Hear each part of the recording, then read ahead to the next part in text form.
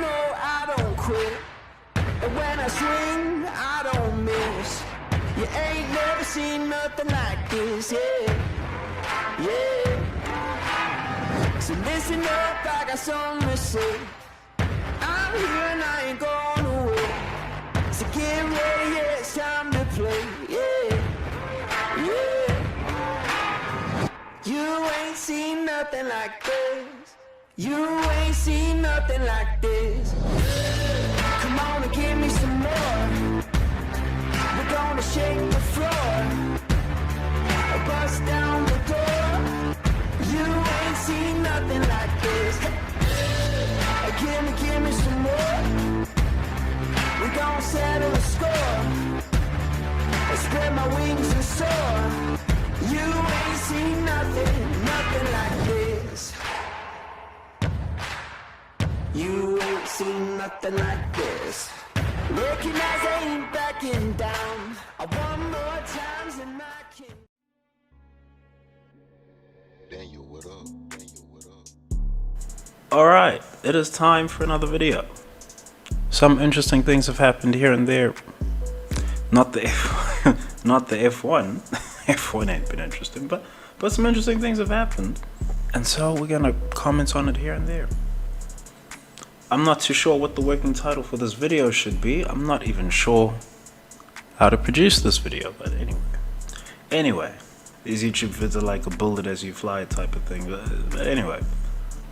So working title for this video might be It Costs How Much? And the Fledgling Mono-Culture. We're going places this video, but everyone should have the wings for it, so let's take flight. I'm going to be talking about what the expectations are on Mercedes going into next season, curating the audience, the philosophical ramifications of Abu Dhabi 2021, because some people don't get it. And interestingly, the Qatari bid for Man Utd has collapsed, and that's very interesting to me. So I'll be talking about a few things. So, what are the expectations on Mercedes for next season? Quite frankly, I don't know. I don't think anyone actually knows, because, well, they decided to bring upgrades to this W14B spec, and I mean the same thing I said.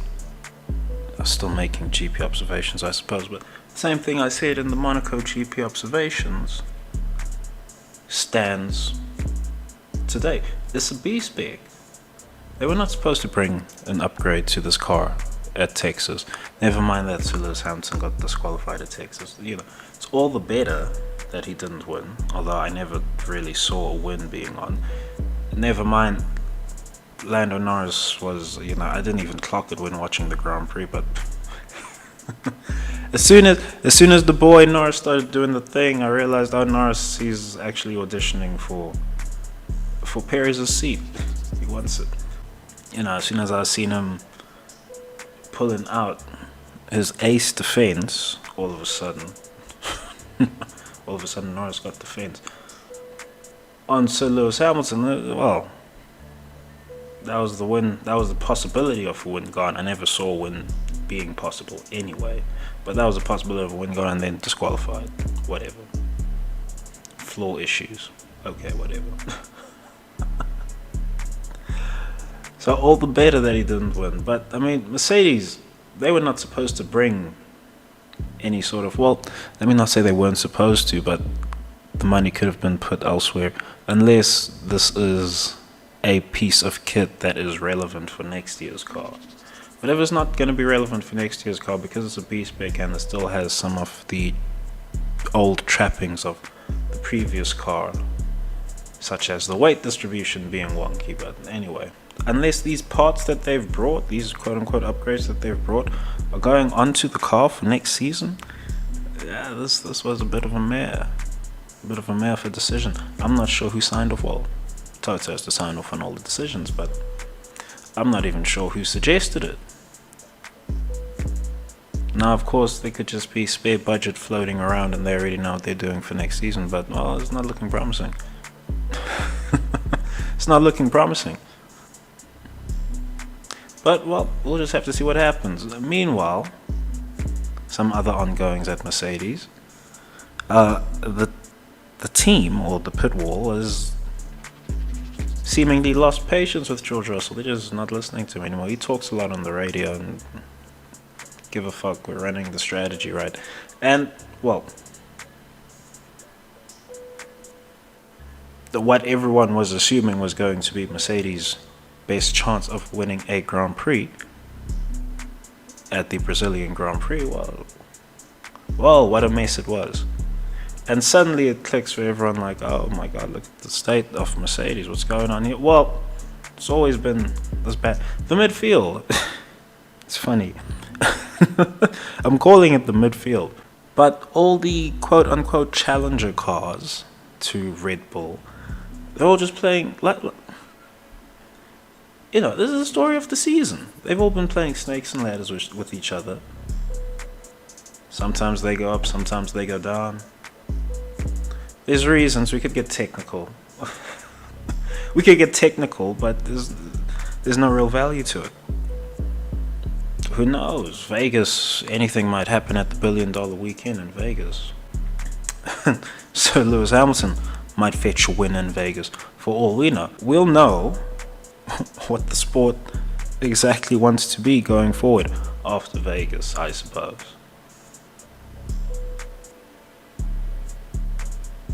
Because, well, looking at the circuit, there can be no other winner other than Maximilian Verstappen in his fucking Red Bull. There can be no other winner in his illegal Red Bull. You know, people don't, it's not talked about loudly, but it's a detail. And, well, somehow we're all just supposed to keep it moving. And somehow people just keep it moving. But anyway, I was talking about George. Alright. Whatever the debrief was coming out of Suzuka, I would have loved to have heard that debrief. But no doubt there's been a change of tack at Mercedes. Because they were giving George a lot of rope. A lot of rope, too much rope. He hung himself. Alright, he hung himself. Some people were either paying attention or they weren't. Various commentators here and there. And, well, they would have looked at the film. They would have looked at the cliff notes from their own debriefings as to what happened at each Grand Prix, and the score checked out. As I said, Sir Lewis Hamilton was batting for Team Mercedes, and George was batting for Team George Russell. And so the team clocked that. Now George is going gaga on the blower over here during the Brazilian Grand Prix. And it's white noise to the pit wall. Now it's white noise. Now I don't expect that to continue for, well, even the remainder of this season, but definitely going into next season, I would expect all of this to have been resolved. Through whatever means, unless Toto just doesn't have the minerals to resolve this issue. But, you know, this was coming for George. This was coming. And now, you know, one second it's going to work together with Sir Lewis Hamilton. He's going to defend with DRS assistance and all of that. That's the first thing that he aired, and suddenly it was, oh, he's not managing enough, was the quote. Very bizarre, that one. Very bizarre piece of radio, that one. But he's not managing enough. So, okay. The only real way to take that in the context of a Grand Prix is he needs to go faster. George was saying, make Sir Lewis Hamilton go faster so that we can get away from these lot and I don't have to defend. And suddenly he couldn't hang on. Now we can talk about tie wear and all of that in the dirty air. We can talk about all of that. But, you know, George, he's tried to play point guard for Mercedes. And now Mercedes is bit back. And it's not that Lewis Hamilton is the point guard. The pit wall is supposed to be the point guard, but the pit wall is a shit point guard. So, and the pit wall isn't particularly keen on hearing whatever ideas George comes up with because, well, he didn't listen to their ideas. So he's up shit creek now. That's all, he's up shit creek. We got the whole season of film to look back on as to where George won listening team orders here and there. Some wild film at Barcelona, for instance. The Mandem almost crashed into each other. So, you know, at some point, someone's going to read the riot. You see, Nicky Lauda would have done this way soon. He would have given George a dressing down in private long before it got to this point. Right? He would have given him a dressing down privately, just pulled him aside. They go into a room somewhere and he just tells him, listen, gorgeous Russell, you're acting up. You're at Mercedes right now. And you got to realize that this is not Team George Russell out here. He would have told him, however Lauda would have told him. And it wouldn't have gotten to this point, so, you know, the only one to really blame is Toto. But anyway, whatever the expectations are on Mercedes going into next season, I definitely can't see them challenging for a championship. I just can't. I would be very impressed if they actually produced a title challenging car. I'd be very impressed if anyone did so, to be frank with you. I'd be very impressed if anyone did so.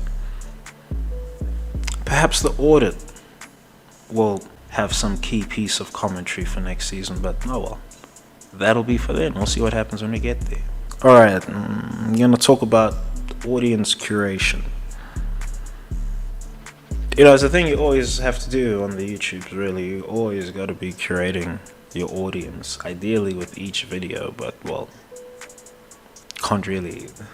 Some topics are bigger than a video, so you know, the video is just going to float on account of being part of one or another particular topic.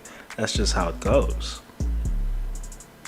Right? That's just how it goes. So at some point, if you're talking about everything that might happen in the F1 metasphere, for instance, if you're talking about all the things, then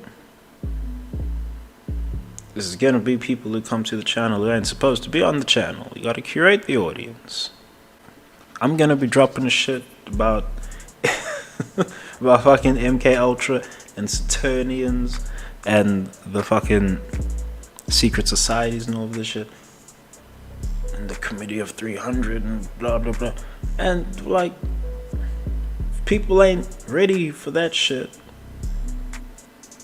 and how it all connects, then like you know you got a jet. You got a jet. There's plenty of other shit out here on the YouTubes for you. There's plenty. I got a much easier time with my audience curation, I suppose. But anyway, you always got to be curating the audience on these things.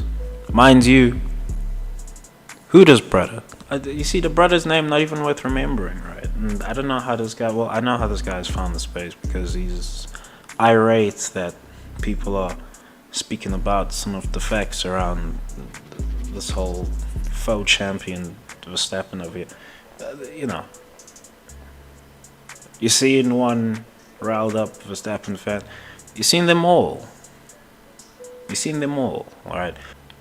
I'm gonna flip this into the whole philosophical ramifications of 80-21, but like some of the Verstappen fans that come around, they don't actually grasp like the actual philosophical and societal ramifications of what's happened in Abu Dhabi 2021.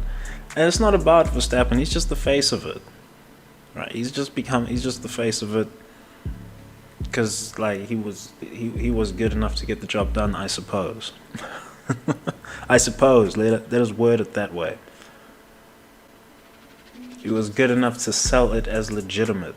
I should even word it as that way. But it's not about Verstappen. If I were a Verstappen fan, and before the 2021 season I was a Verstappen fan, but his driving standards went off a cliff. when suddenly he has to battle for the championship for real. His driving standards went off a cliff. So I said, okay, evidently I saw something else and it ain't there. So, never mind what happened as the season actually went on, because this was near the very start of the season. Never mind what happened as the season went on, and then we get to like Brazil, Jeddah, and Abu Dhabi. Like, there's just too much fuckery. There's just too much fuckery, and unfortunately, the FIA and Massey and all parties involved did not police Verstappen, because making bank on the ignorant was more important. Likewise, seeding the monoculture, but we'll get to that later in the video. But making bank was more important. Convincing the masses that what they were seeing was legitimate was more important. So, okay. Here are the philosophical ramifications of Abu Dhabi 2021, because I'm always told that this society is fair and just. Yes, there's situations where it don't work, of course. But ideally, the thing works, all things are fair and just. Everyone gets the shine they're supposed to get. The work you put in will be the results you get out. And, well, that was happening. That was happening live on air. I'm not saying Verstappen don't put in the work, but so Lewis Hamilton has been cracking away in the minds of F1 for too long now, right? For too long. Many men been cracking away for too long, but he's been finding gold. So here we are. Abu Dhabi's happening. 2021. Of course, the Grand Prix. And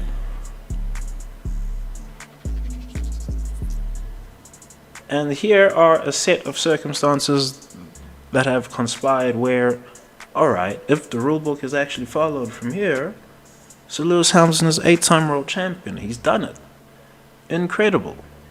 Never thought we would see that happen. Well, at least in my fucking lifetime, for sure.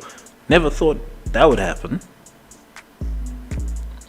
But, oh no!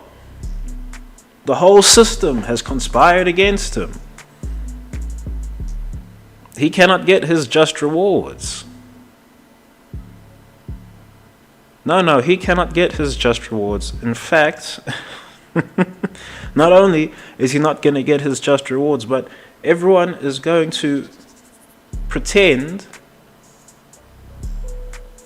that Verstappen is now the new emperor and he's got the new clothes on. He ain't got shit on, he's naked. It's the emperor's new clothes, he's naked. The 2021 championship wasn't legitimate. With the whole budget cap fiasco and the way the budget cap actually metastasizes and develops as the seasons go on, with there actually being less money available to the teams because they reduce some of the cap each season. If there was 90 mil available for first place in Constructors' Championship to Spain, next season it would be 87 mil, 85 mil. Season after that, 80 mil. Season after that, 75 mil. And it's happening to everyone on a grading scale, all through the grid. So, no one's going to have money to change the car in the way it's actually needed. Especially if someone has some sort of illegal advantage coming into it. And Red Bull broke cap. You see, if I was a Verstappen fan, I would be upset, one, that the FIA, and FOM, they fucked up Abu Dhabi 2021. I would be upset. Because if I'm a Verstappen fan, then a driver of Verstappen's talent must be getting a much better maiden world championship than that. That was a disaster. That was a shit show. Like, you had to break kayfabe to give him championship. They had to break kayfabe to give him championship. And, if they just waited a bit, you trust Newey is going to do the thing. But of course, they can't wait a bit. That would fuck up the numbers. They can't wait. That to stop Sir Lewis Hamilton getting the 8th. Oh, that's a problem. That's a problem. He's going to make a paradigm shift. Here comes the Great White Hope. I don't want to get race involved in this. I don't even believe in race and the way it's presented. But anyway. Alright, on account of how they themselves have constructed the monoculture with race and all the fucking sports and movies and the music and shit and the slave worship and the cult of Gnosticism, on account of how they, whoever they is, alright, we'll get to them on some other day undoubtedly, but on account of how they have constructed things, they can't actually let a paradigm shift happen in fucking Formula 1. It matters too much for Formula 1. Because you see here in this technocratic society that they've built up, F1 is the cultural engine of it. It is the cultural engine. It is the thing that makes people aim for excellence. Even if they aren't interested in F1. Because all the F1 thing trickles down. Right, whatever shades they're wearing in F1, whatever shades being advertised on the F1, people gotta have it. The Rolex, you gotta have a Rolex. Right, they go Monaco, it's bling weekend. All the pretty gal are everywhere. Right, it's aspirational, so it's one of the primary engines of this here monoculture that they're building up. But I'll get to the monoculture. Alright. But when they can actually press the go ahead on subverting the supposed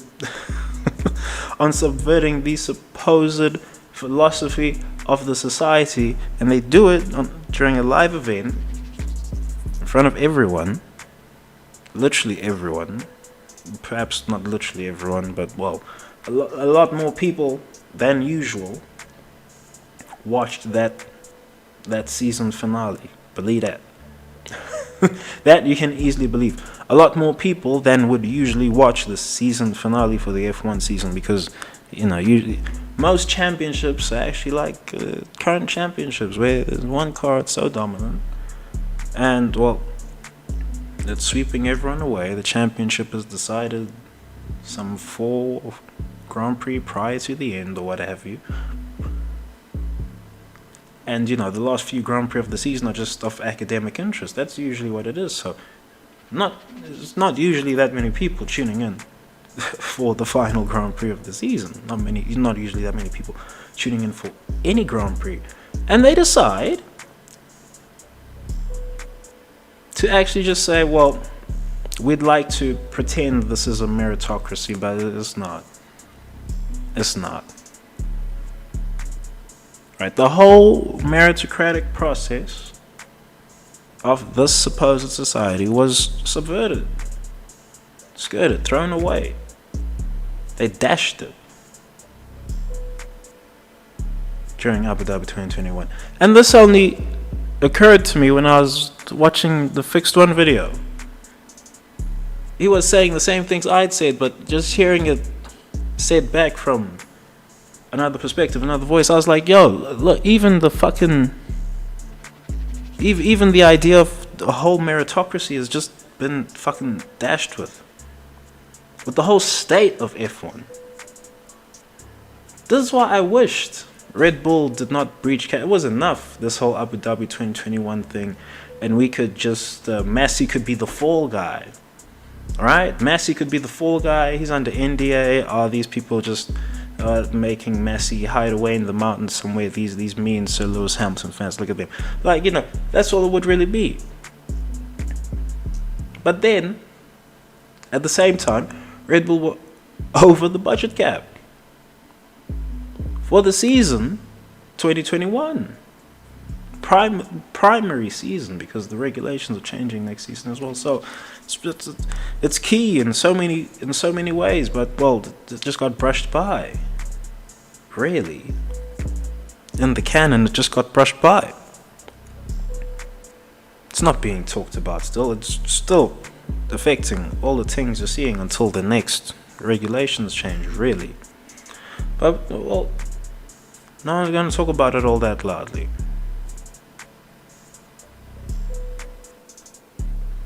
Oh, look at babyface Verstappen. You can't say that about him. Please. Please, give me a fucking break with that. And he went full heel for 2021, so I didn't even get it. So I don't even get it, man. I don't even fucking get people nowadays. But this is also like some audience curation. It's not about Verstappen, but unfortunately, he's the face of it. Unfortunately. You can blame FOM, go get angry at FOM, go get angry at the FIA, go get angry at Red Bull. They should have done better by your guy. I would be doing that. They should have done better by your guy. Right now, the Sir Lewis Hamilton fans right now, they're not even bothered with Verstappen. I'm an F1 guy. Alright, the Sir Lewis Hamilton guys, they're not bothered with Verstappen. Give a fuck about Verstappen. Matter of fact, this is actually aspirational. Why can't Mercedes be bending over backwards for Sir Lewis Hamilton like that? That's where men are right now. Right? The Sir Lewis Hamilton fans are angriest with Mercedes. Angriest with Toto Wolff.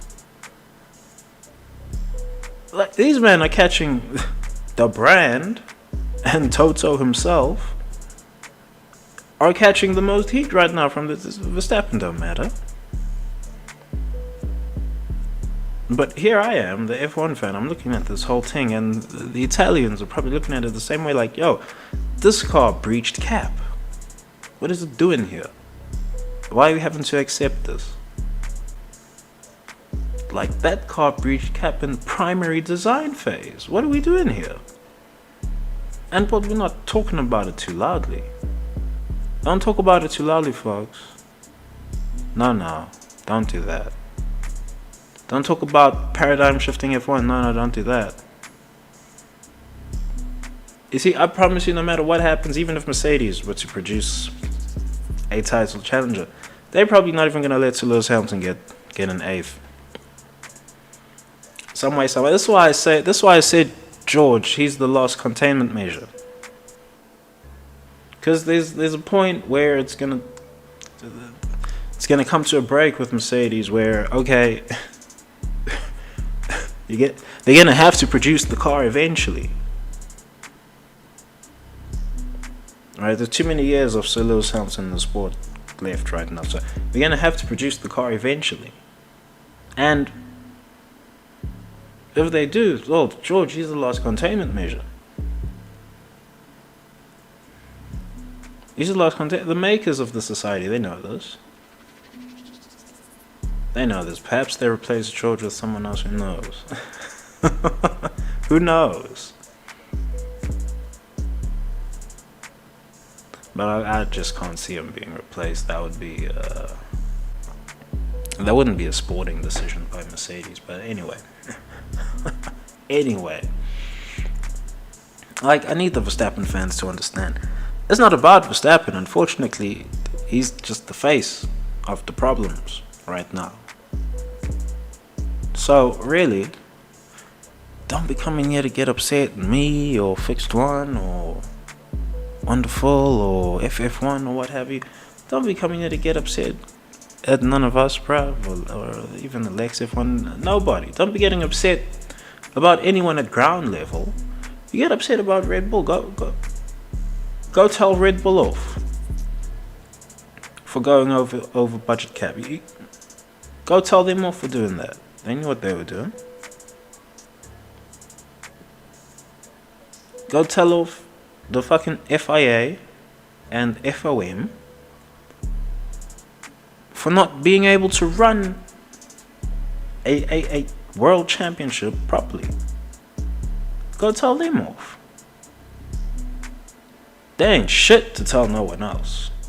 right? That's why the Lewis Hamilton fans don't even give a shit about the Verstappen fans, right? And Verstappen himself. That's why men just don't give a shit. There ain't nothing to tell you. Men post facts, and and then people say, "Oh, but what about my facts?" Well, look, bro. The facts that are being spoken about by the Sir Lewis Hamilton fan are actually relevant to the topic at hand of Abu Dhabi 2021 and the 2021 championship as a whole. You can come out with whatever this Tiregate shit, bizarro, right?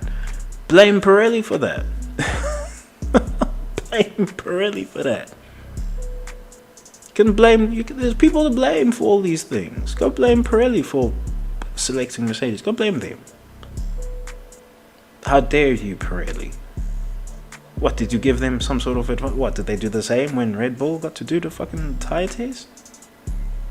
Did Red Bull get some unfair advantage? Look at the data on track. I mean, look at the film. But anyway. It's not about Verstappen. It's not about stupid Tiregate scandals, bro. Like, this shit is... Like, this is surface level news, bro. This is surface level news.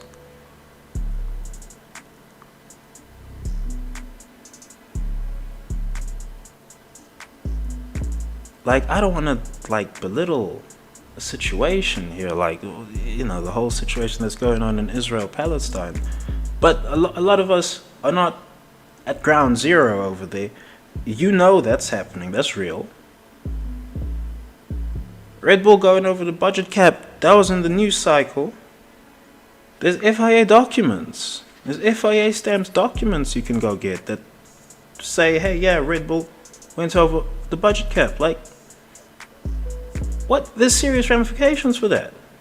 A lot of things been swept under the rug.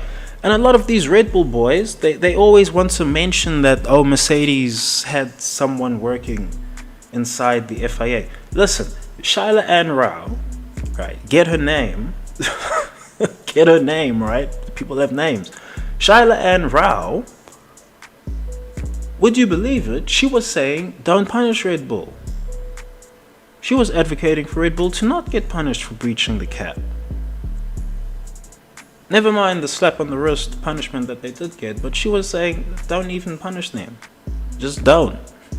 Bad things happen if you punish them. You know, the woman's intuition went off and she said, well, bad things gonna happen if you punish them. Believe that. And, well, they decided to punish Red Bull and she walked. She said, I am no part of that. And she walked.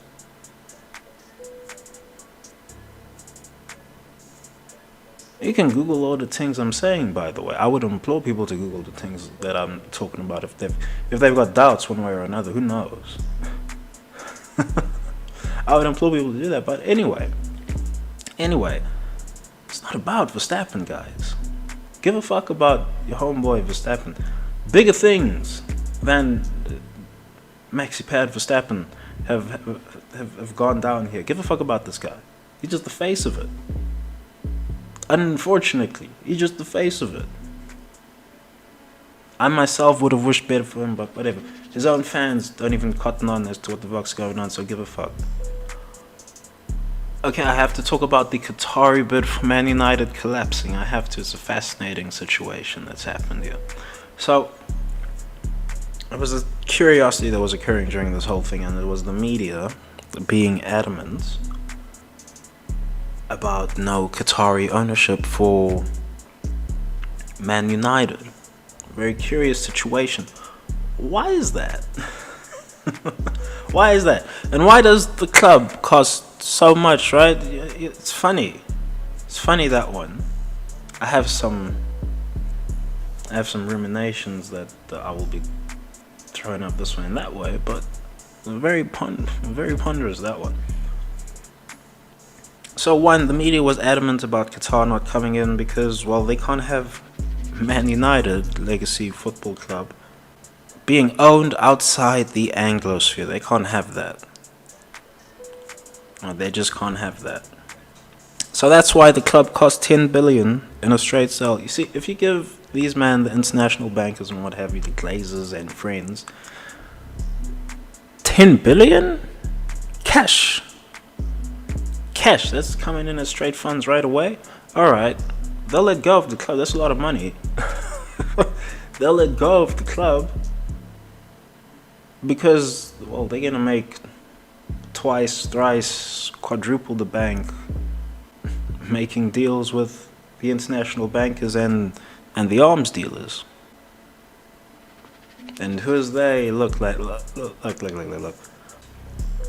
secret societies, right? All these secret societies are interconnected, and they're not quote unquote secret, right?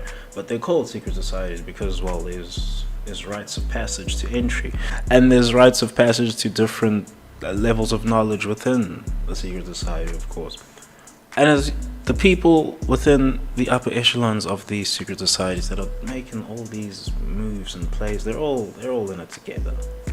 The Rothschilds, the Glazers, the Kronkes, they're all in it together. Even Bowley, although Bowley is more of a wheeler dealer. He's some low level nigga, but anyway. Anyway, right? They will not let the legacy clubs fall to Middle Eastern ownership. And this doesn't mean that, the apparatus is not a thing, right? The apparatus, it's all very complex and complicated. This is part of the reason that actually producing this video has been a bit of a hash. But the apparatus has to have some sort of semblance of actual reality and quote unquote warfare, right? So these football clubs, right? Never mind that the football clubs are engines of the monoculture as well, right? The monoculture is sports, movies, music, celebs, and self-worship. Capped off with Telima, do what thou wilt. You've got things like the football, which actually are trying to set a monoculture. A culture, I should just say, just any sort of culture, something that can be called a culture, because the builders of the society, they're trying to get rid of culture. They're trying to get rid of culture. They're trying to get rid of race, but they won't be able to actually get rid of. You see, people will go to war over culture. They'll go to war over that shit, but they're trying to get rid of culture. One of the tests for how encroached they are is Israel makes a move on Palestine or what have you, and they have a look to see how many people are actually on board with whatever it is Israel are doing. Right, this is one of the testing measures. It's one of the yardsticks of encroachment, as it were. It's like a mental encroachment, but anyway. And when it comes to things like the legacy football clubs, a Man Utd, for instance, like I've said, it's an engine of the monoculture, one of the engines of the monoculture. All the legacy football clubs in the Barclays Premier League are quote-unquote engines of the monoculture. It don't matter if the Middle East come in and they buy Man City and all of a sudden boom, City are doing the thing, because right now in present, even if Man City are doing the thing, like Jose said, they don't have the football heritage, you'd say. They don't have the football heritage. They don't have the quote-unquote legacy. So they won't let the legacy clubs go for anything resembling real money, right? People didn't want to believe that the club would move for 10 billion on the YouTubes a year ago when this thing was announced.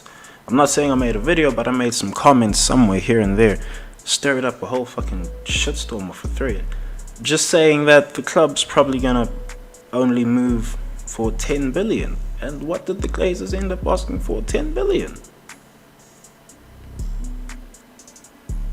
10 billion. Now, I'm just Joe Public. How the fuck can I come to this estimate, but all the fucking YouTube financiers, accountants, marketing experts, and what have you can't come to that conclusion? I don't know. I don't know. But, well, the club has more value than just the fact that it's a football club in a league. And the owners know so. The owners know so. There's a lot of fans who will not know so. Majority, you're talking 0.2% of the mandem will know that the club has some sort of other ethereal value. Alright, mind you, still a lot of the legacy clubs, Man United, Liverpool, Arsenal, these always seem to attract some people with metaphysical bents to them. So so perhaps they'll know it in their bones, or they wouldn't be able to verbalize it. But these things are valuable beyond just whatever the squad is, beyond the state of the stadium. Why is that? Because it's an engine of the monoculture. Now, the Qataris know this. If the Qataris actually were to put down the 10 billion for Man United, and all of a sudden, come LGBT month, they tell the captain, no, you're wearing a black armband, put that rainbow armband away. That would cause a scene. That would cause a scene. The internet would be ablaze. Twitter would be ablaze. Fucking the YouTubes would be on fire. Your nearest grocery store would be on fire. And, you know, what's the value of Man United? What's the proof that it's an engine of the monoculture, right? You go anywhere. And I really mean like anywhere. Go to a village or some shit. Anywhere.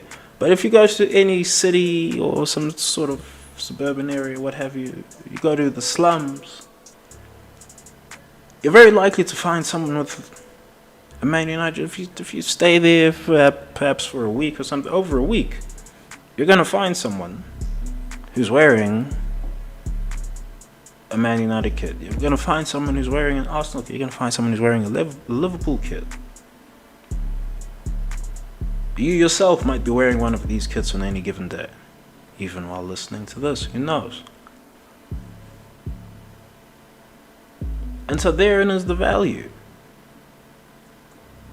Therein is the value. Not only does the club move money because people are buying merch this way, that way, buying TV licenses to see the fucking matches and what have you, subscriptions this way and that way. So not only does the club move money, but it shifts culture. It shifts culture. It was only when the big football clubs start talking about LGBT acceptance and all of that, and start denouncing racism, that all of a sudden there's a real quote unquote cultural push to push these things out. It's only when it's only when some engine of the monoculture starts chirping about a thing that people start moving about a thing. Right, and therein is the value of the club. That's why it's going to cost 10 billion. It costs 10 billion today. Next year it might cost 12 billion. They actually bring in some sort of super league. It's going to cost 20, maybe 50 billion. Who the fuck knows?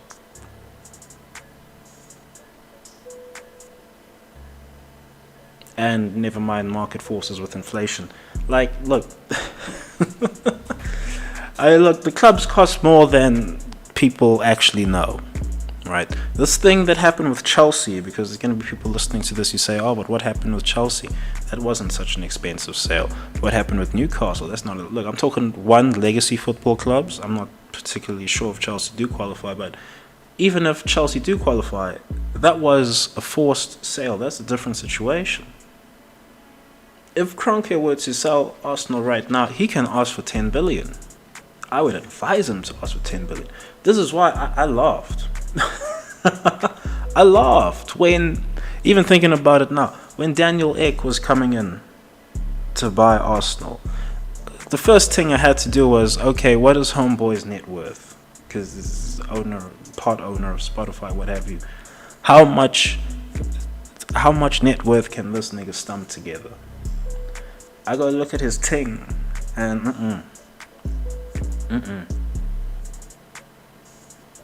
I'm not sure if it was 2 or 3 billion. This was back then, right? When the thing was news, 2-3 years ago now. When the thing was news, but I looked at his net worth. I said, you're not even close. you can't even open up conversation, bro. They're not gonna let you in the meeting room. Like, you gotta be bringing in 7 billion minimum to enter the conversation room. Like, bring 7B, can probably get to talking, because these legacy fans have too many people. They attract too many eyes, and they move culture everywhere. What's the monetary value of that today? It's 10 billion.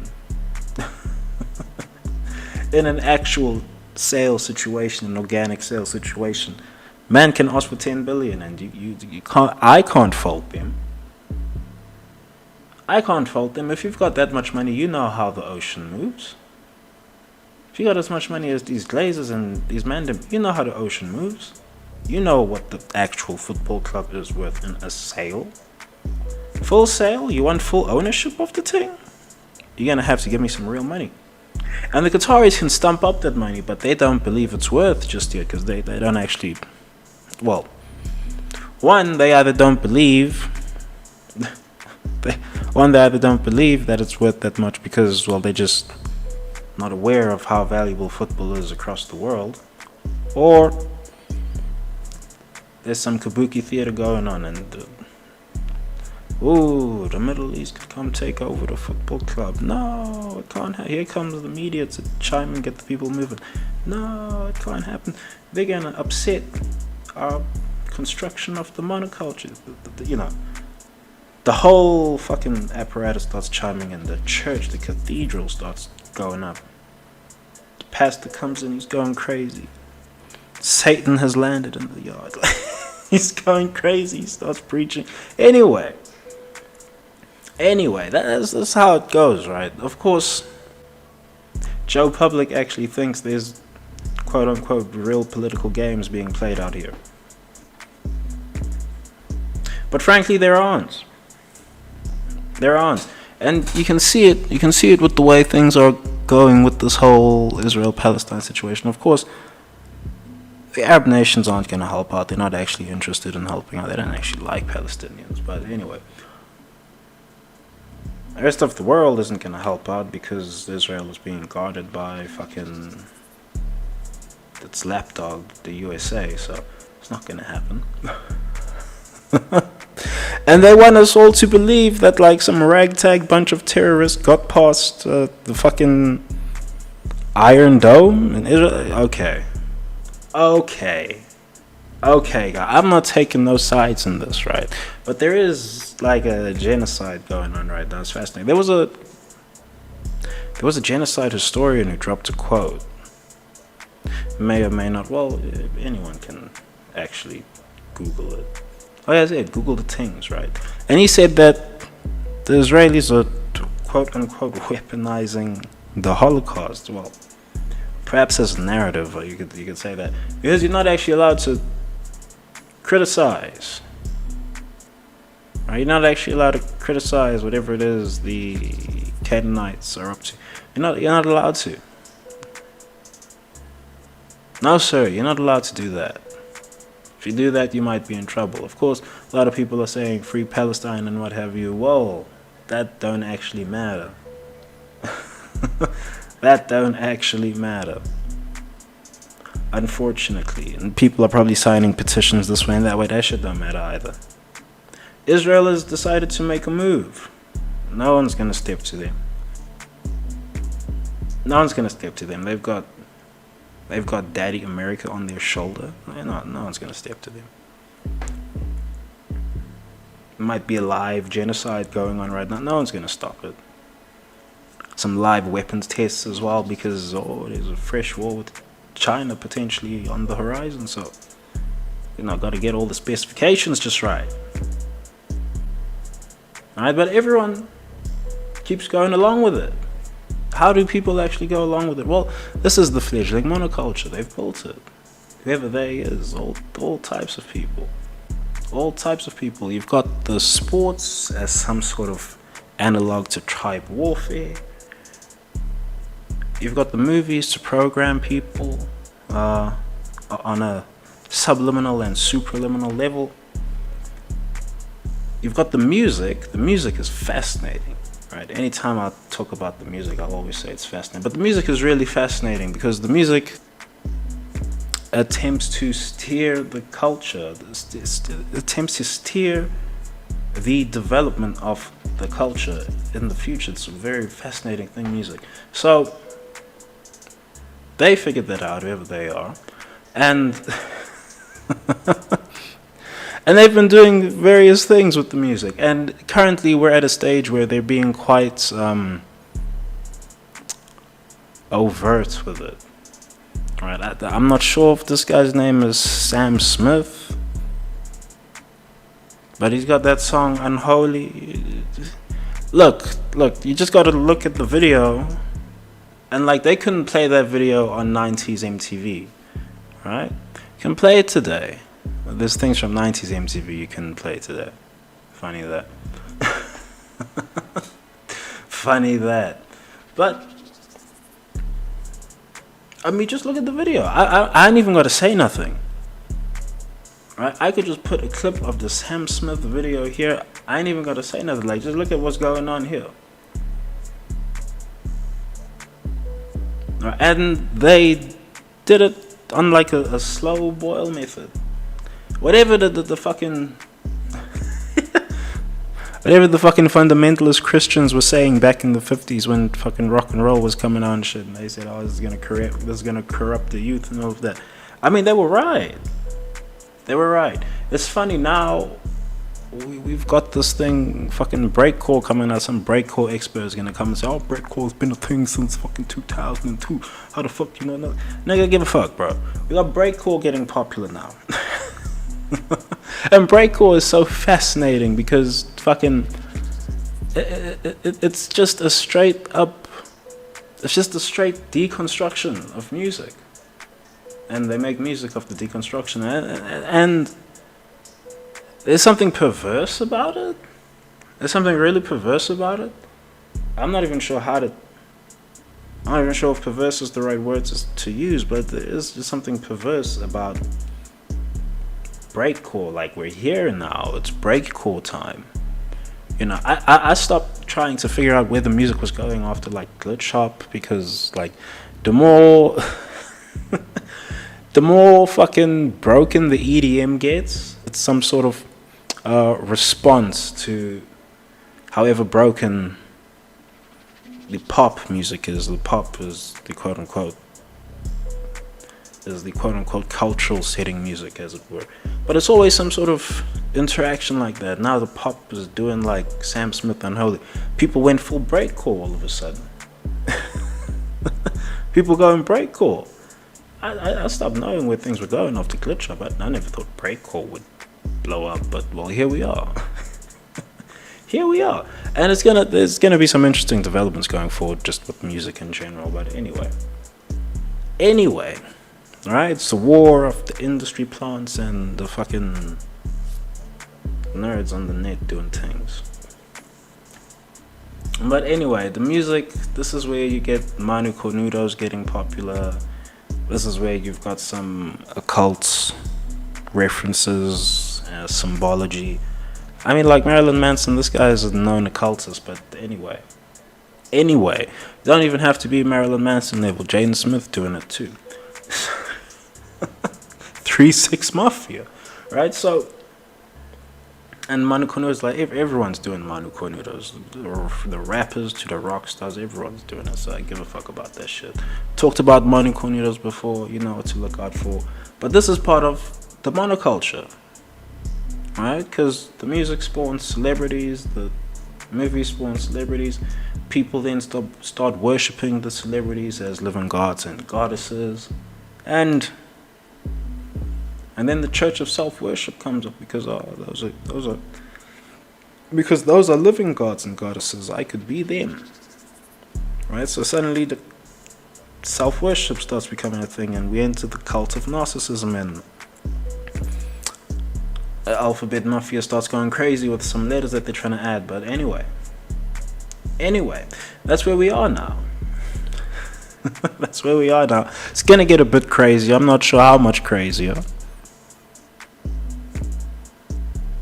yeah, I'm really not sure how much crazier, because this Israel-Palestine thing kicking off is, it's not going to start a holy war, but yeah, there were very strong World War III vibes for a second there, you know. It would have been more apt to be telling people to prep in this video. You should probably prep anyway. All the preppers are laughing any time the world is going crazy. It's so funny. But, well, you know, now's probably a good time to quote-unquote prep, whatever the fuck that means, because, well, the apparatus is moving mad. And the apparatus seems to be fixing for some sort of big war to turn the machine over, as it were. And, well, they're gonna need fuel. They're gonna need fuel to turn the machine over, and this is you and me, homeboy. So, you know, while we're out here being oh so bothered with what's going on in the Colosseum, I said this again and again, look at this shit they're doing out in the world. Look at this shit. It's funny. I said it's not about Verstappen. It's really not. It's really not. As soon as they subvert the whole meritocratic process, it's bigger than your boy Verstappen. Big things were at stake there in Abu Dhabi 2021, bigger than you could even imagine. But here we are. Things are beginning to metastasize in wild and wacky ways, and we just got to see where it goes. Alright, we're strapped in now, lads. Buckle up. Right, it's funny, the apparatus is starting to interact with itself more. We're seeing Hollywood investing in football clubs. They're attempting to test their version of royalty and see how far that stretches. The Americans, as it were, they're testing their version of royalty and seeing how far that stretches. Can it stretch as far as the Middle Eastern royalty? We shall see. And likewise, there's athlete investment going on at Alpine. A very, very bizarre situation going on there. Why is that occurring? Well, I'm not particularly sure why that's occurring. I mean, Trent Alexander-Arnold invested in the Alpine F1 team. Bizarre one. That never would have seen that coming. But, well, what exactly are the athletes getting out of this? I don't know. Are Alpine just looking for funding? I mean, that's a bad look if Alpine are just looking for funding, because, well, it means Renault aren't interested in the project. It means Renault aren't interested. Renault saying, okay, bin 40% of the budget, go get donations from somewhere, and this is what they did. Here's what they did. You see, until they name the thing Renault, I ain't taking it seriously. But it's interesting all the same. It's interesting all the same that we're seeing the athletes investing in this. Right? The gladiators of the modern Colosseums investing into Alpine. That's very interesting. Never would have seen that coming. Don't think it's a good investment, but anyway. Anyway, what's happening at Wrexham? Like I said, the Americans are testing out just how far their version of royalty can actually stretch in the Premier League, and we'll see what happens. We'll see what happens in that regard. Anyway, I gotta close this video. Now I want to talk about the Haas bill, because the Haas bill is starting to rack up now. I ain't forget. Oh, I ain't forget. Gunther, you said some things, right? Now them things gonna come back to bite you. Like I said, the cap actually gets reduced season on season. So, well, the drivers got to crash less and less, but the cap gets reduced season on season. I.e., there's just less money in general available. Of course, that can change on a whim if the global economy goes haywire, but it's not, you know. They got some wars turning over, so it's not going to go haywire just yet. But the Haas bill is starting to rack up a bill.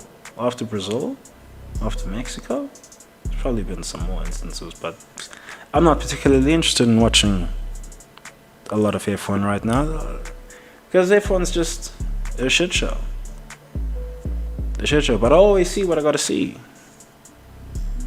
I always get to see what I gotta see. Of course, I did watch, well, not the full American Grand Prix, but, well, enough to see Lando make his audition. Right, enough to see that. I was like, that's how it's gonna happen. Of course, I should have seen that. Didn't see it coming, but I should have seen that one. Who? But I seen the Haas crashes. And so Gunther, you know, is there really all that much difference between a baby Schumacher bull and your current drivers? Probably not. Probably not all that much difference. But Gunther, he got to learn his lessons. Time reveals all things, as always. And, well, F1 has a few ticking time bombs in his basement. A few. Goodness me. But anyway. Alright, so I'm adding a bit of an addendum at the end of this video because there's some things that need to be expounded on. So one, why do the Saturnians want a monoculture? And I'm singling out the Saturnians here specifically. It doesn't have to be the Saturnians. There's a lot you could go for, but the Saturnians, you'll find a lot of consistency among, well, among their presentation, as it were. So, what do the Saturnians believe? The Saturnians believe they are, not they specifically, but the universe itself is locked in an eternal battle of cosmic fire and cosmic ice. And they believe that they are here to solve that. Ergo, they need to make the fire and ice one somehow. So there's probably some alchemist you can find somewhere. You can probably find some alchemist somewhere who's talking about that. Somehow merging fire and ice. You can probably find some alchemist doing that. You might even say it's impossible, but the Saturnians don't believe in impossible. The Saturnians do not believe in impossible. That's why the culture is where it's at. You see, they're building this thing from the skeletons of a Christian society, as it were, because they killed the Christian God. And how did they kill the Christian God? They separated the religion from the culture, as it were. Islam is not going to have this issue. Actually, Islam itself is going to be an issue for the apparatus to deal with, because because Islam didn't separate itself into religion and culture. They are the same thing. They are married, as it were. Whereas in Christian society, that's not the case. That's why you can have things that just openly go against whatever's written in the scriptures, as it were. Never mind that the scriptures have been edited since, so that's not exactly as it was written. It's not exactly as it was written, but there's other people to go through all of that. I'm not the person for that. So on one of the various steps en route to merging the eternal cosmic fire and cosmic ice, at some point they have to merge man and woman, make man and woman the same, make man and woman interchangeable. And, well, we're right smack bang in the middle of that somewhere. I'm not particularly sure where things are going from here. With all the going-ons in the world, I don't think anyone is particularly sure about where things are heading. And likewise, I don't think anyone is particularly sure as to what information is actually valuable right now. Never mind that, well, the war zone journals aren't even being allowed into Gaza because the Canaanites don't want anyone to see what's happening over there. But never mind all of that. All right, there was a moment there where where there was a bit too much information for anyone to process. It does actually make me jealous of the top layer analyst, but anyway. Anyway, I'd love to be like a One Piece YouTuber or some shit, and I just get to fucking splurge about One Piece for a fucking few hours and not contemplate the world and where it's heading. But anyway, these Saturnians, they want a monoculture. They want the monoculture. They want the monoculture because they have to kill various cultures in order to enact the society as they imagine it, in order to even create their Ubermensch, as it were. Even just to do that. Even just to make man into the cattle that they want. They have to kill culture. And, everyone's culture is in the crosshairs. Doesn't really matter who. Unless your culture is the fledgling mono-culture. Unless you are one of them. That's just the way it is. But anyway, we are here right now because of various decisions that were made in humanity's history and whatever, right? We're unpacking various things. So I want to make a mention on the complexion for the connection and Sir Jim Ratcliffe. You're going to find not only the media pundits, right? You might even find some of the media pundits say, sorry, excuse me, when they don't say Sir Jim Ratcliffe, give him the full title. You might even catch some of them saying excuse me and correct themselves. But you're going to find that even fan channels are going to be referring to Sir Jim Ratcliffe as Sir Jim Ratcliffe, i.e. give him his full title, i.e. give him his full metaphysical powers. And part of that is because he's got the complexion for the connection.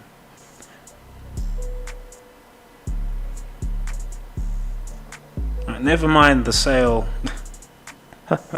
Never mind the Man Utd sale. You see,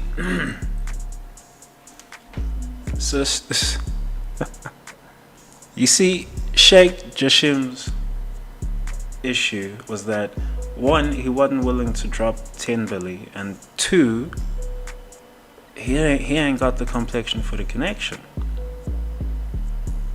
If it was someone from the Anglosphere that was offering 6 billion, if Sir Jim Ratcliffe was offering 6 billion, he would have gotten the sale. Because he got the complexion for the connection. But he couldn't stump up that money to save his life. Right, the Qataris could. The Qataris absolutely could stump up that money. They don't deem it worth it right now. I.e. they don't actually see the value. And 10 billion is a lot. That's a lot of peas. But anyway, I gotta make a note on Red Bull. And I've forgotten the points values that I was talking about for this, but it's not of particular importance. I do know Red Bull currently, at the time of recording this, I'm assuming I'm gonna have this out before the $1 billion weekend in Vegas, but who knows? Who knows? Funny enough, the circuit's being talked down. Locals are saying the venue isn't even ready. But anyway, it's not about what goes on circuit, it's about the money that gets spun around the circuit. That's the whole point. That's the $1 billion weekend. Alright, but I gotta make a little note here before I get too tangential in this addendum. When is this Red Bull car going to be deemed more dominant than the peak Mercedes car? And people will have different takes this way and that way as to which Mercedes car is the best Mercedes car. I'll tell you which one is the best. The 2016 car, the one that Nico Rosberg won his championship in, that was the best car. Now, I've elucidated previously on this channel why that is. But that aside, that car got something like 750 or 760 odd constructors points, right? You can go look it up, it's whatever. I think it was 768, I want to say, but maybe 758, somewhere around there, somewhere in that bracket. I might be off by 1 or 2, who knows? Who knows? of course, the wiki knows. People are going to go search on the wiki. But that car was being driven by 2 world champions. And that car only got 750 odd points. 760 odd, perhaps. The current Red Bull car, being driven by Maximilian Verstappen and Sergio Perez, is already on 782 points. So they're looking like they're getting in the season on plus 800 something points. And well, this might as well be a note itself on the video. But well, have the penalties actually done anything to Red Bull? I can't say they have. See, with the foam coming off of Brazil,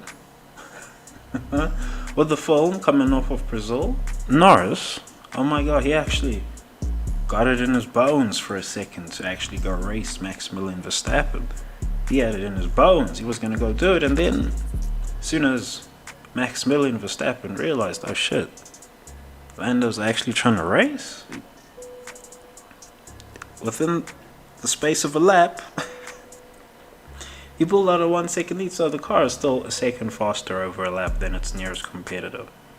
At a short circuit like Interlagos, can you believe that? If this were happening at Spa or something, it would be a different scenario. But it happened at Interlagos on the dry.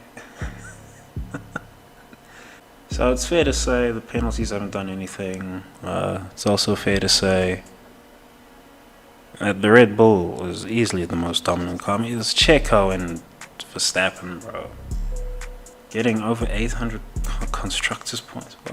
What?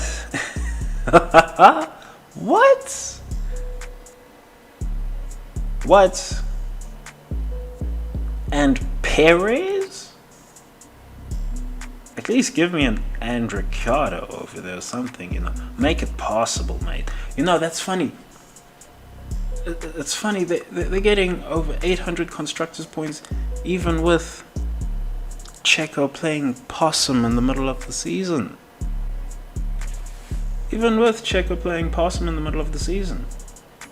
Whatever it was he was doing, he was still doing a bit of it. He's trying to get himself out of that mode, that gear, but yeah. Maybe just run some top lay cannon for a bit. But, I mean, look, Perez has been whatever he's been all season. They could have 100% of the season, Red Bull. I've given my thoughts as to why they have not. Various parties might disagree, but hey, I mean, look, the film came out in post, and they're still a second up at Interlagos. At Interlagos, bro. Next season, everyone's still playing catch up.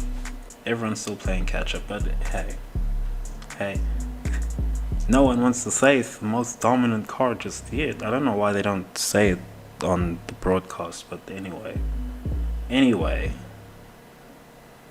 Alright, that's how they're gonna fucking be. Don't talk about the car too much with Maximilian Verstappen. Car's so good that even with the driver who's being so fucking poor in it, Perez, whatever cannon you want to use, Perez is so poor in the other car, and the car is still gonna score over 800 constructors points for the season. Now, of course, some things have changed, like the point system has changed with the addition of the sprints and all of that. Sure, we can play that game. We can totally play that game. I don't mind. Likewise, the fastest lap and all of that. Sure, we can play that game. But then, how many fastest laps has Verstappen had all season? I mean, that might have been. Probably hasn't had that many. But either way, that should be the vid.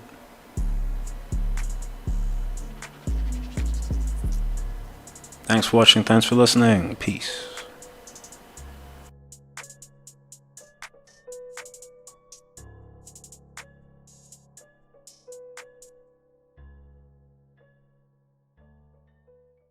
Hell breezy. Let me show you how to keep the dice rolling when you're doing that thing over there, homie. Let's go! Cause I'm feeling like I'm running and I'm feeling like I gotta get away. Better know that I don't and I won't ever stop. Cause you know I gotta win every day. Go! See, you really wanna pop me. Go! Just know that you will never flop me. And I know that I gotta be a little cocky. Go! You ain't never gonna stop me. Every time I come, a nigga gotta set it, then I gotta go, and then I gotta get it, then I gotta blow, and then I gotta shut it. Any little thing a nigga think that he be doing, cause it doesn't matter, cause I'm gonna dead it. Then I'm gonna murder everything and anything about it. Boom, about a bing. I gotta do a lot of things to make it clearer to a couple niggas that I always win, and then I gotta get it again and again and again. And I be doing it to death, and now I move a little foul. Nigga better call a rap, and everybody know my style. Niggas know that I'm the best when it comes to doing this, and I be banging on my chest, and I bang in the east, and I banging in the west, and I kinda give you more, and I will never give you less. You will hear it in the street, and you can read it in the press. Do you really wanna know what's next? Let's go. See the way we on it, and we all up in the race, and you know we gotta go now, try to keep up with the pace, and we struggling and hustling and set it and get it, and we always gotta do it, take it to another place, gotta taste it, and I gotta grab it, and I gotta cut all through this traffic just to be at the top of the dome. But I know I